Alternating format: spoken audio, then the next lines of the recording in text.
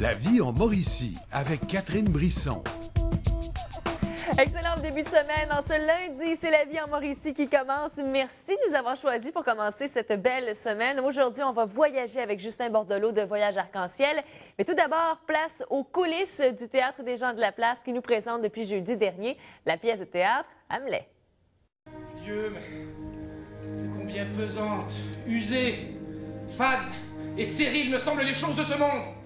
Dans les coulisses de la salle Anaïs à la Rousseau de la Maison de la Culture, en ce moment même, c'est la générale du Théâtre des gens de la place pour leur nouvelle représentation Hamlet. On s'attaque quand même à quelque chose de gros. François, metteur en scène, bonjour. Bonjour, ça va bien? Ça va très bien. Donc, les comédiens sont sur scène. Le travail du metteur en scène est presque terminé parce qu'au moment où on se parle, la première a lieu demain.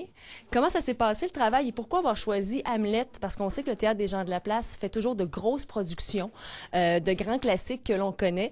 Mais pourquoi avoir choisi Hamlet? Mais la raison principale, il y a deux raisons principales. La première, j'ai étudié à l'Université d'Ottawa en théâtre et j'avais joué à l'époque dans la production Hamlet d'un étudiant en mise en scène. Et je suis tombé en amour avec l'univers de Shakespeare et particulièrement l'univers de cette pièce-là. Des thèmes qui sont dans la pièce Hamlet me touchent beaucoup. Le personnage d'Hamlet se pose énormément de questions sur le sens de la vie, ses rapports ambigus avec sa mère, son père et tout ça. C'est une pièce où l'humain est très, très présent. Il y a beaucoup d'intériorité. Ça me parlait beaucoup depuis longtemps. Je rêvais de le faire et c'est pas évident à monter, ça, cette pièce-là. Là, le TGP me permettait de le faire.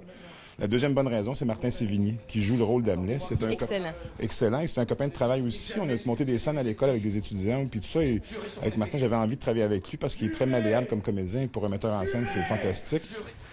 Le soleil fait produire des vers à un chien mort en baisant sa charogne. Avez-vous une fille? Oui, monseigneur. Alors ne la laissez pas se promener au soleil. La conception est une bénédiction. Et puisque votre fille peut concevoir, l'ami, prenez garde. Mais tu es un visage connu pour les gens qui ont vu souvent les représentations du TGP, les pièces. Tu en as fait plusieurs, mais de ne pas le faire, Hamlet. C'est parce que c'est ça, on se pose la question. C'est frustrant, parce que moi, je suis avant tout un comédien. Je fais de la mise en scène dans mon travail à l'école et tout ça. Et j'en ai fait aussi un petit peu à Montréal et dans la région de l'Outaouais. Là, j'ai vécu les loges et tout ça, le maquillage, la préparation. Et là, je me rends compte que j'ai même pas le trac, j'ai même pas le feeling qu'on a quand on est comédien avant de rentrer en scène. Oui, j'aurais aimé ça, jouer le rôle du spectre à l'origine, mais c'est pas évident de faire la mise en scène et de jouer dans son propre show, alors je l'ai donné à quelqu'un d'autre, qui est excellent. Oui, qui est excellent. J'ai pu voir quelques petits extraits, mais chose certaine qui est très impressionnante aussi, c'est de voir qu'il y a 23 personnes sur scène. Bon, 18 comédiens principaux, quelques-uns qui font de la figuration, mais quand même, faut gérer tout ce monde-là. Ça doit pas être facile nécessairement. Surtout la discipline lors des répétitions, parce que souvent, quand on a un petit rôle, on est entre amis, on jase, et les personnages qui sont plus en substance ont besoin de concentration. C'est ça qu'il fallait gérer, mais le cœur de cette production-là, c'est des gens d'expérience, des gens qui se ramassent, qui accrochent leur costume après les répètes et qui se concentrent de bonne façon et tout ça. Alors, ça s'est relativement bien passé.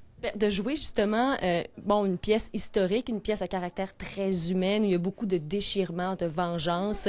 Je t'ai vu un petit peu sur scène tout à l'heure. Ça prend de l'ampleur, ce personnage-là. Comment toi, tu te sens présentement avec le maquillage, les costumes? C'est sûr que c'est une pièce qui demande beaucoup de concentration parce que c'est un gros drame, c'est des émotions très réalistes. Donc, il faut se concentrer beaucoup, il faut aller chercher l'émotion en dedans de nous. Et donc, c'est une pièce assez sérieuse, mais en même temps, qui a un côté intéressant parce que le décor est spectaculaire, les costumes, tout ça, on est transformé. Donc, pour un comédien, c'est le fun. Mais laissons cela. Plus de faits et moins d'art. Madame, je n'y mets aucun art, je le jure. Que votre fils est fou, cela est vrai. C'est dommage. C'est vrai, dommage et dommage que ce soit vrai. Et le décor aussi, il faut le mentionner, qui est assez impressionnant. La musique aussi, qui est une musique originale de quelqu'un de la région. Oui, et les costumes aussi. C'est Martin Bergeron qui a créé la musique avec mes besoins que j'avais pour le spectacle. C'est très cinématographique. Il y a beaucoup de musique qui appuie les émotions, l'intériorité des personnages. Les costumes originaux sont de Marie-Christine Lamy et de Maroune Bourbeau, selon mes indications aussi. Et le décor, c'est ce qui m'a le plus impressionné, c'est que moi, je suis parti d'un dessin que j'avais envie d'avoir une certaine scénographie. Mais quand ça s'est monté, j'ai réalisé que de l'idée du dessin et de la réalisation dans la vraie vie, ça a pris un step énorme. Là. Ça m'a impressionné beaucoup. Luc Archambault qui a fait les décors. C'est vrai que depuis plusieurs années, le TGP, on a l'impression que les productions, ça prend de l'ampleur.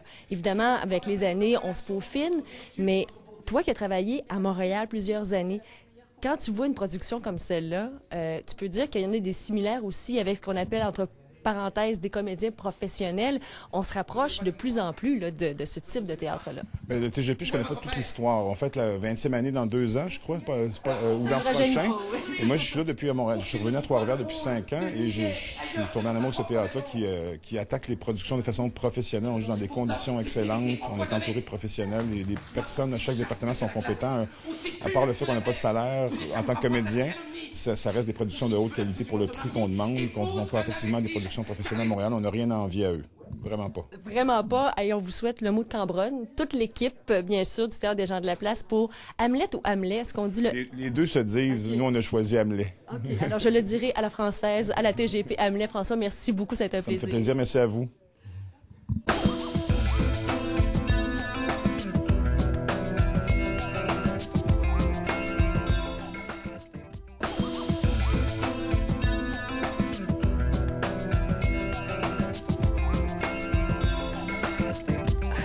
À chaque début de semaine, il nous fait voyager pour notre plus grand plaisir. Et cette fois-ci, on va découvrir le Salvador, ou si vous préférez, en espagnol, El Salvador. Hey, Justin! Hola! Comment está usted? Está bien, et tout? Ah, muy bien, muy bien. Est-ce qu'on peut changer pour le français? Il n'y a pas de problème parce que c'est les seules phrases que je connais, à part Una cerveza, por favor. Oh, oui, après la chronique.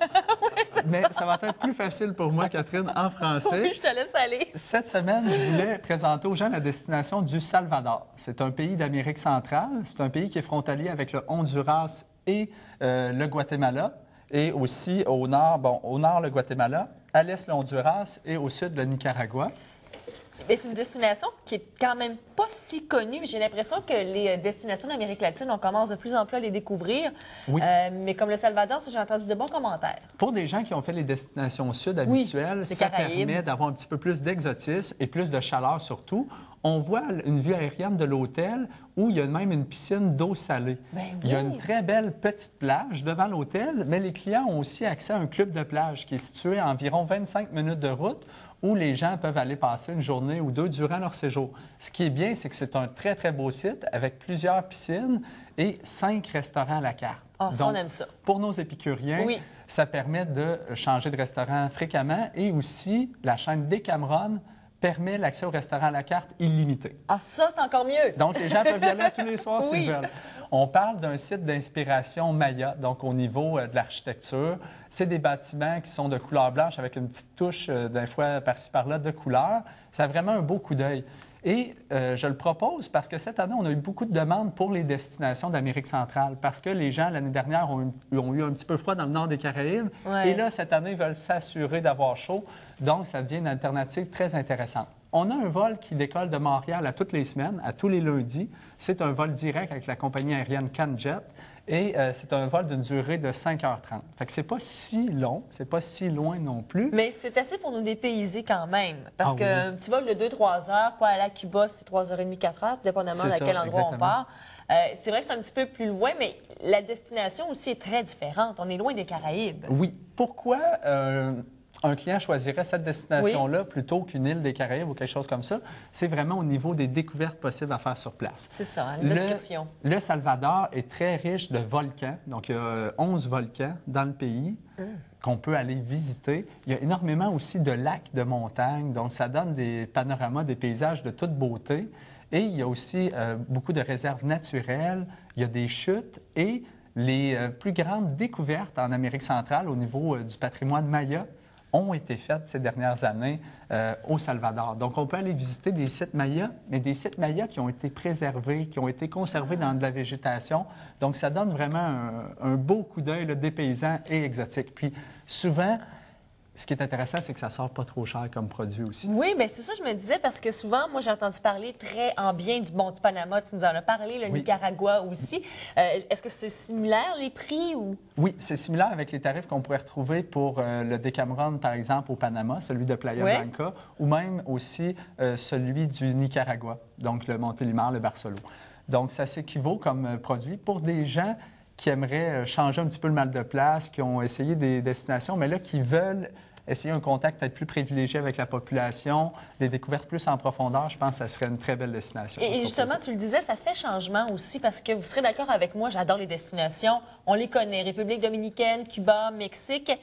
mais c'est pas mal souvent la même chose, à moins de changer d'un 3 à un 5 étoiles, mais on s'entend que la formule est pas mal la même. Oui, c'est ça. Pour des gens qui recherchent un petit peu plus d'aventure et de découverte, mais en conservant en même temps le confort, oui, toujours. Puis les facilités, le service d'un hôtel tout inclus, comme le Decameron Salinitas. Alors, on peut bien sûr te contacter pour... les départs, ça se termine bientôt quand même. Il faut faire attention parce qu'il n'y en a pas au mois de juin. Là. Ça va aller jusqu'au 28 mars. Pour tout ce qui est destination Amérique centrale, la plupart des produits sont vendus par Nolito et les vols, ça s'étire jusqu'à début avril maximum. Justin Bordelot, merci beaucoup. Ça donne envie d'aller au soleil avec toi à chaque début de semaine. C'est mon but. Merci, Catherine. C'est notre petit rayon de soleil. Merci, passez une belle semaine. Quant à nous, on se donne rendez-vous demain, 13h30. J'espère vous y voir. D'ailleurs, allez faire un tour sur notre site Internet hm.tva.ca pour revoir les émissions de la vie en Mauricie. Portez-vous bien et à demain. Salut!